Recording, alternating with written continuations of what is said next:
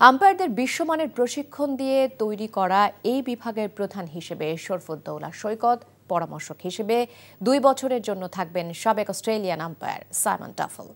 লক্ষ্য, বাংলাদেশ থেকে আরও বেশি এলিট প্যানেলের আম্পায়ার গড়ে তোলা। নিলয় মজুমদার জানাচ্ছেন বিস্তারিত। 25 বছর ধরে টেস্ট খেলুড়ে দেশ হলেও বাংলাদেশ থেকে এলিট প্যানেলের আম্পায়ার এসে মাত্র একজনকে পেয়েছে আইসিসি। সেই সংখ্যা বাড়াতেই 2 বছরের জন্য বিসিবিতে পরামর্শক হিসেবে যোগ দিয়েছেন সাইমন টাফল। আম্পায়ারদের প্রশিক্ষণ দিতে নতুন বিভাগও গঠন করেছে বিসিবি, যার প্রধান হিসেবে থাকবেন শরফুদ্দৌলা সৈকত। সৈকত as a team they will work to education department আর একটা ডিফারেন্ট উইং আমরা এডুকেশন ডিপার্টমেন্ট হবে ইন ক্রিকেট বোর্ড, যাতে আমরা আমাদের এন্টায়ার আম্পায়ার কমিটিকে নেক্সট লেভেলে নিয়ে যাবে। নতুন দায়িত্ব পেয়ে নিজেদের কর্মপরিকল্পনা জানিয়েছেন সৈকত ও সাইমন টাফল। আমি এখানে সাহায্য করতে এসেছি।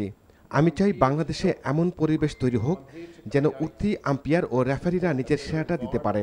যদিও এই পথ অনেক লম্বা, আমাদের ট্যালেন্টগুলোকে খুঁজে বের করতে হবে, স্বচ্ছতার পরিবেশ তৈরি করতে হবে, তবে সৈকতের মতো আম্পায়াররা উঠে আসবেন।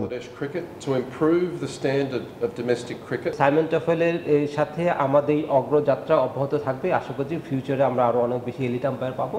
তো ক্রিকেট বোর্ডকে আমি যেন ধন্যবাদ জানাই এরকম একটা ইনিশিয়েটিভ নিয়ে। শুধুমাত্র ক্রিকেটারই তো আসলে উন্নয়নের চাবিকাঠি না। এদিকে নির্বাচনকে ঘিরে বিসিবিতে বেড়েছে ব্যস্ততা।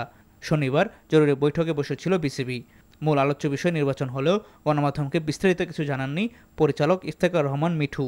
এছাড়াও নারী ক্রিকেট ক্লাবগুলো থেকে কাউন্সিলর নিয়োগের দাবিতে আন্দোলন করেছেন ক্লাব কর্মকর্তারা।